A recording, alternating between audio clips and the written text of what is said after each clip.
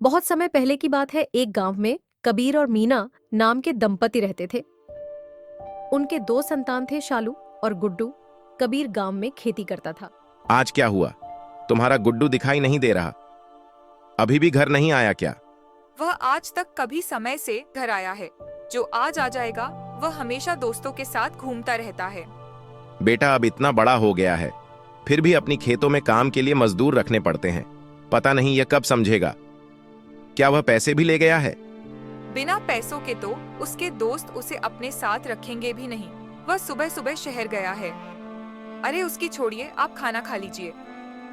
अच्छा ठीक है मदन, चल अब तू घर जा, हम कल मिलते हैं। कल बहुत बड़ा खेल होने वाला है, पता है? जल्दी जाना होगा। कम से कम 1,000 रुपया लगेंगे, वरना अंदर नहीं जाने देंगे। 1,000 रुपया मैं कहाँ से लेकर आऊंगा? मैंने अगर पिताजी से मांगा तो मुझे डांटेंगे। छोड़ो, हम अपने गांव में ही खेलेंगे। मैं 100 रुपया ले आऊंगा। कब तक ऐसे छोटे छोटे खेल खेलेंगे? एक बड़ा खेल खेलेंगे तो एक दिन में 10,000 तक कमा सकते हैं। अगर हार गए तो लगाए हुए 1,000 भी खो देंगे। जो तू बोले। मैंने तुझे कमाने का रास्ता बताया है, चलना है तो बता दे। वैसे मैंने शहर में बता दिया है कि कल हम आने वाले हैं। अच्छा ठीक है, मैं किसी तरह 1,000 रुपये का जुगाड़ कर लेता हूँ। कल मिलते हैं। कल सुबह छोटे जंगल के पास आ जाना, वहां से हम साथ में चलेंगे। इस तरह गुड्डू को जुए की आदत लग गई और बिना मेहनत के पैसे कैसे कमाए, बस यही सोचता रहता। इसी वजह से उसके माता पिता घर में पैसे छिपा कर रखते थे, क्योंकि वह उन पैसों से जुआ खेल जाता था। सभी सो रहे हैं, मेरे आने की खबर किसी को नहीं है। अच्छा समय है। पता नहीं पैसे कहाँ रखते हैं, रोज जगह बदल देते हैं। अच्छा, तो यहाँ रखे हैं पैसे। अरे वाह, 1,000 ढूंढ रहा था और मुझे 2,000 मिल गए। अब इन पैसों को लेकर बाहर जाकर सो जाता हूँ, फिर किसी को पता नहीं चलेगा कि मैं रात को घर पर आया था। मीना, मैं शहर जा रहा हूं। खेतों में कीड़े का कीटनाशक लाना है। कमरे में संदूक के नीचे 2,000 रखे हैं, जरा ले आना। हाँ, अभी लेकर आती हूँ। सुनिए जी, यहाँ संदूक के नीचे तो पैसे नहीं है। जरा अच्छे से याद कीजिए, कहाँ रखे थे आपने? क्या कह रही हो? इसी संदूक के नीचे रखे थे? ऐसा कैसे हो सकता है? मुझे तो कुछ समझ में नहीं आ रहा है, लेकिन पैसे कहाँ गए जी? 1-2 रुपए नहीं, पूरे 2,000। क्या कहीं कल रात गुड्डू घर तो नहीं आया था? नहीं जी, मैं तो कल आधी रात तक जागी हुई थी। जरूर किसी चोर का काम है। हे भगवान, ये क्या हो गया? तुम जो 500 रुपये रखी हो उसे ही लाओ। क्यों रे, तूने कल यहाँ से पैसे निकाले थे क्या? मैं भला पैसे क्यों चुराऊंगा? मैं तो अभी आया हूँ।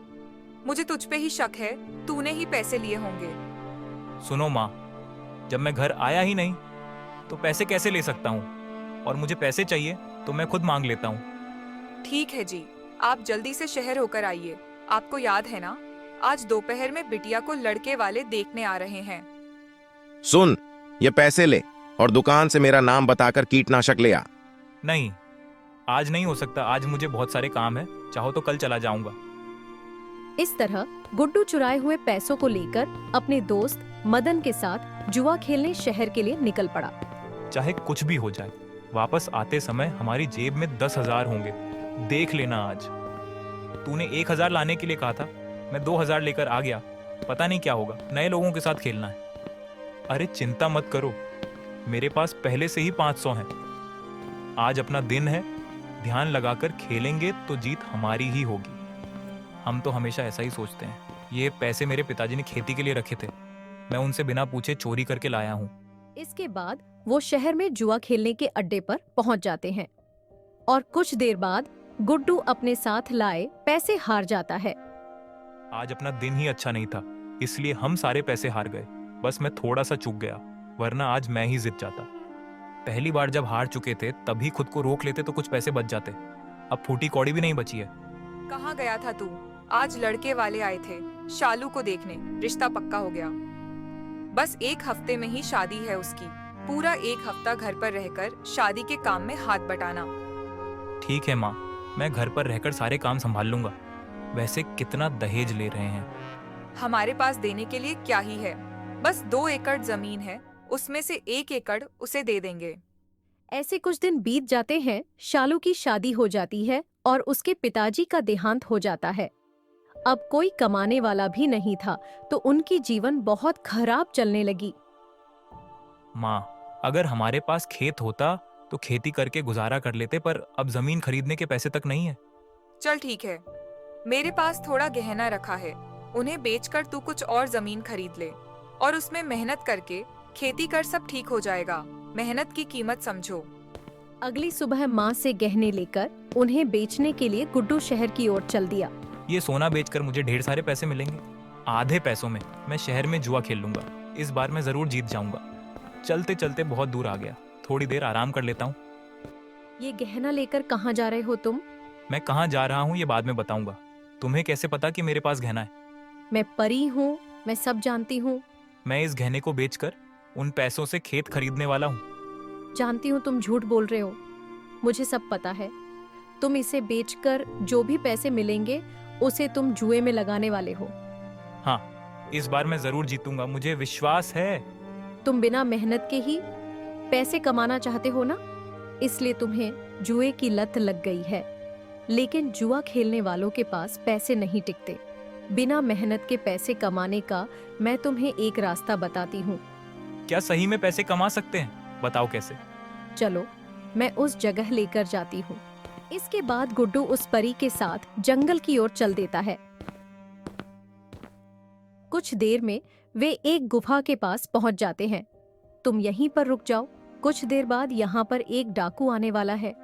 उनके पास बहुत सी अनोखी चीजें होंगी, वो उन्हें यहीं छिपा देगा। तुम्हें जो अच्छा लगे उसमें से कोई एक ले लेना। फिर गुड्डू वहीं पर आने का इंतजार करने लगा। थोड़ी देर बाद एक डाकू आया और वहां पर पूरा सामान रख के चला गया। अरे वाह, आज तो मेरी किस्मत चमक गई। इसे थैली में भरकर घर ले जाता हूँ। मैं बिना मेहनत के ही अमीर हो जाऊंगा।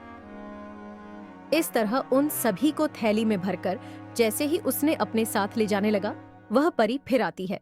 मैंने तुम्हें इनमें से एक वस्तु ही लेने के लिए कहा था ना, लेकिन तुमने तो सारी की सारी वस्तु थैले में भर ली। तुम एक लालची और जुआरी आदमी हो। तुम बिना किसी मेहनत के जुआ के माध्यम से धन कमाना चाहते हो। तुम्हारी माँ ने दिल पर पत्थर रखकर तुम्हें वो गहने दी थी, पर तुमने तो उन पैसों से जुआ खेलने की सोची।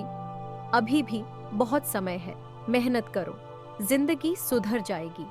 गुड्डू ने जुए की लत छोड़ दी।